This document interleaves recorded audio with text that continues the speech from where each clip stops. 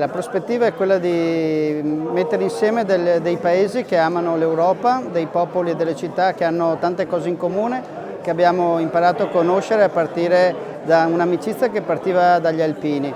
Sono stati degli anni in cui abbiamo sperimentato, ci siamo conosciuti, oggi siamo arrivati a questa importante sottoscrizione, non era scontata, una sottoscrizione che appunto ci vede legati alla città di Frome in Inghilterra, di Murat in Germania e di Châteaugautier-sur-Mayenne in Francia al momento e tra un po' con Rabka in Polonia. Un'Europa dei popoli e